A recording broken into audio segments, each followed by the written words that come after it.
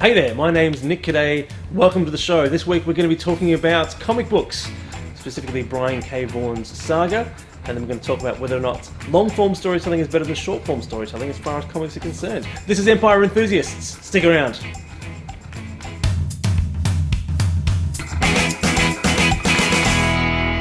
Alright, let's get this show on the road. Let's meet the people who are going to be doing the talking this week. At the far end is Mr. Christian Caddaye. Next to him, as always, Mr. Adam McKenzie. Hello, thank you. And next to me here is Ms. Leah Collins.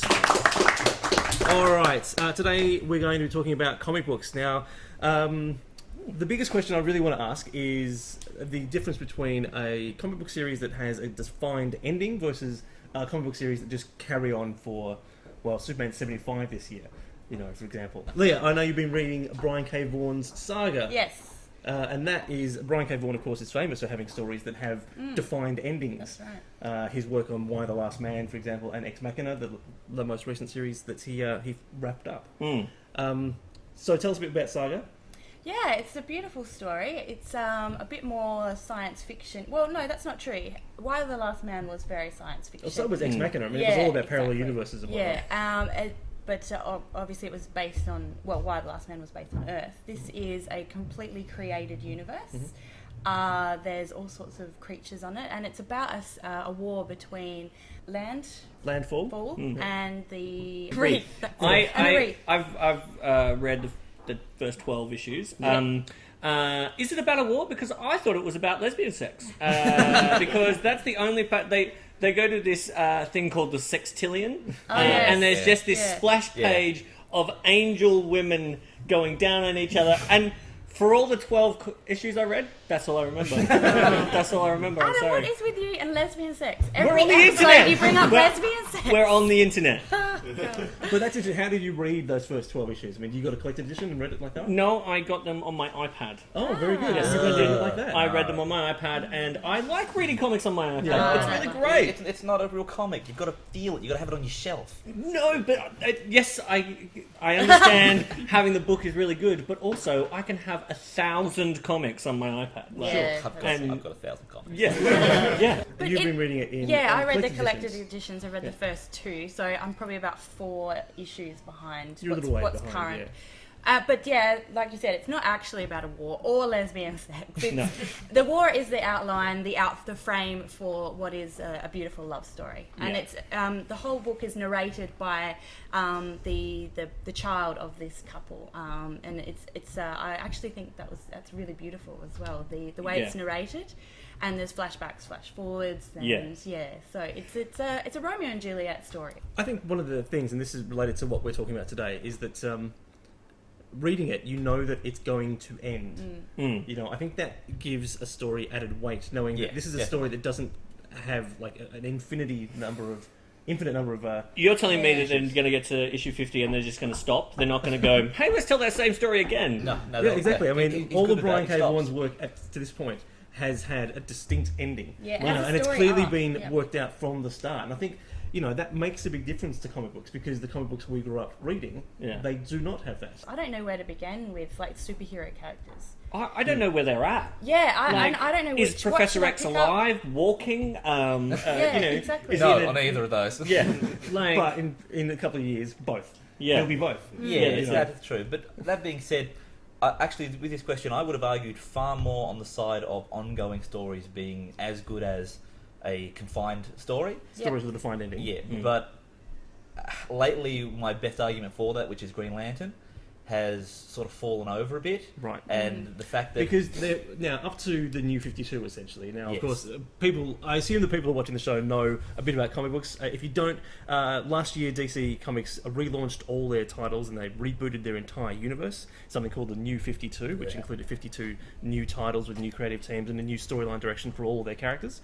And that largely meant that the storylines that had been running for a few years before then were abandoned? Well, or modified to fit the new universe. I started reading the New 52. I went back and read first issue comics of the New 52, right?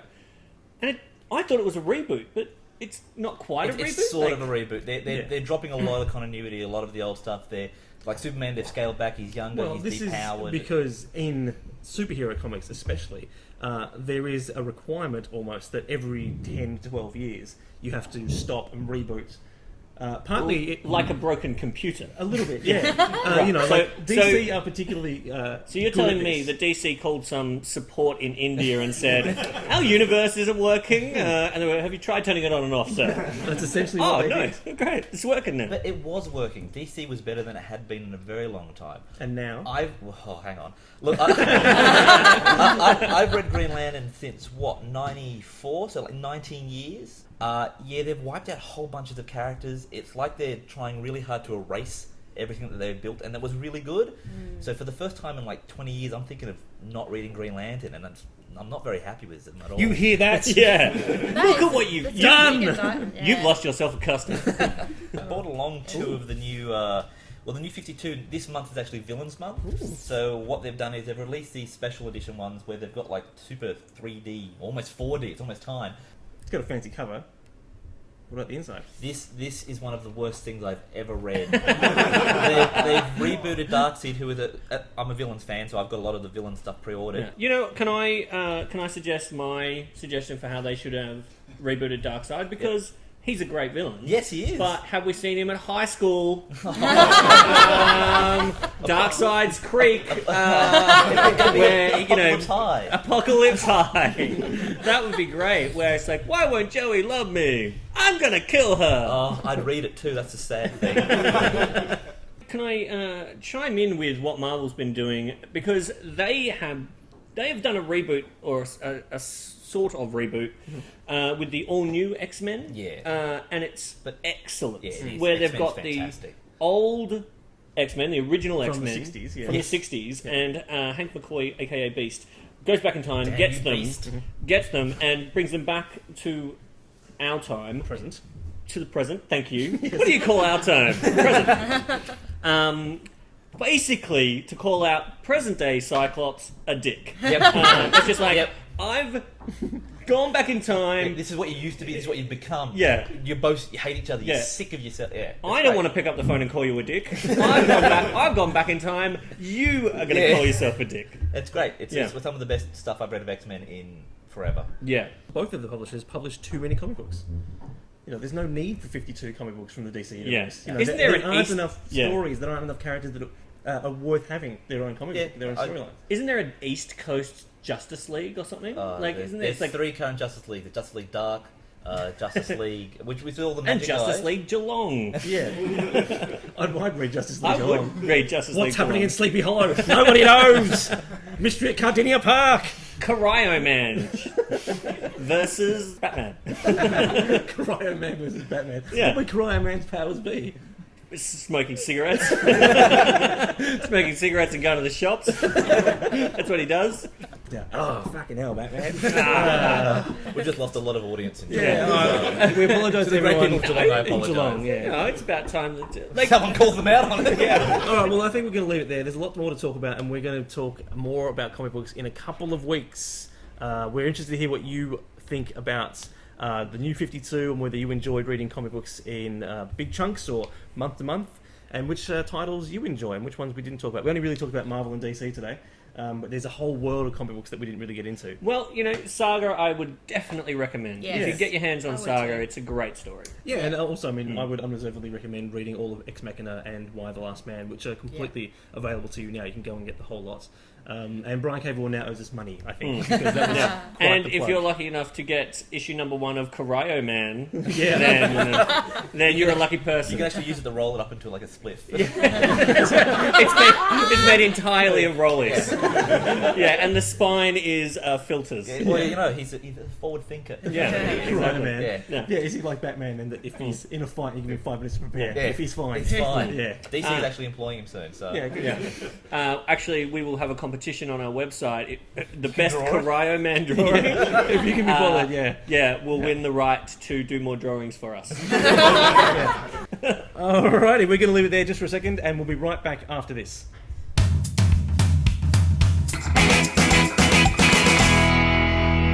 And we're right back. Okay, let's just briefly do a segment we call Word from the Empire, where we talk about the things that have been happening on our page recently. Now, one of the biggest news stories was Jurassic World. Jurassic Part 4 is going to be called Jurassic World, which I assume means that the dinosaurs have taken over. Well, Jurassic World, they're stealing the idea. Yeah?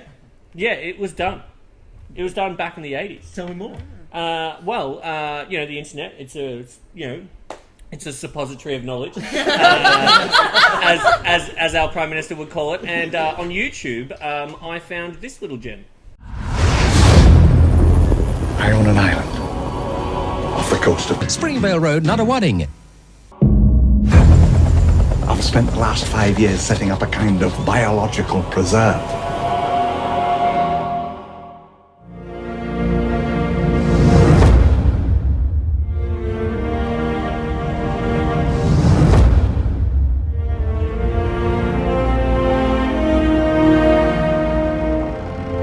What do they got in there, King Kong?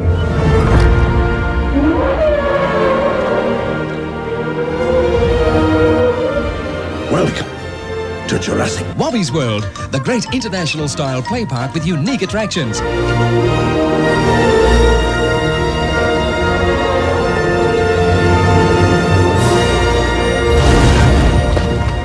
Dinosaurs and man, two species separated by 65 million years of evolution. How can we possibly have the slightest idea You feel that? of what to expect?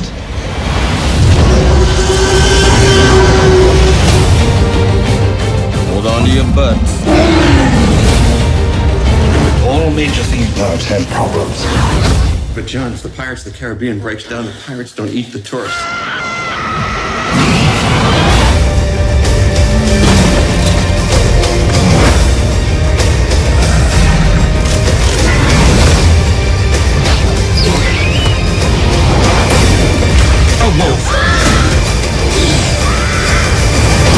Must go faster.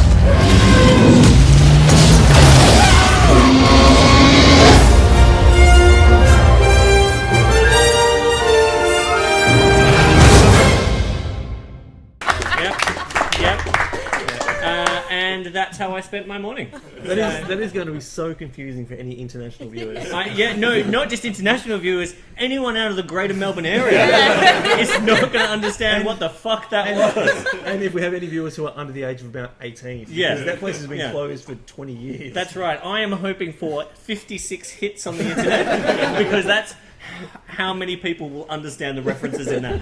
It's a Wobby family, isn't it? Just the Wobbies. Yeah. The people who owned it, They're a family, right? They're a dynasty. The Wobbies. Yeah.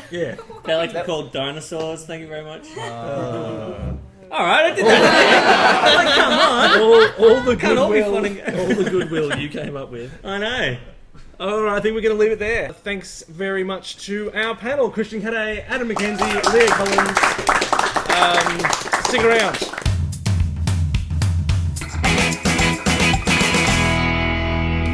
Alright, that's all we've got time for. Thanks for watching the show. Now remember, you're part of the Empire as well. We want to hear from you. Get on our Facebook and on our Twitter and tell us what you thought about the show, what you want us to talk about, and if you disagree with us about something, get online and tell us. We're interested to know. Alright, that's all for the show. See you next time.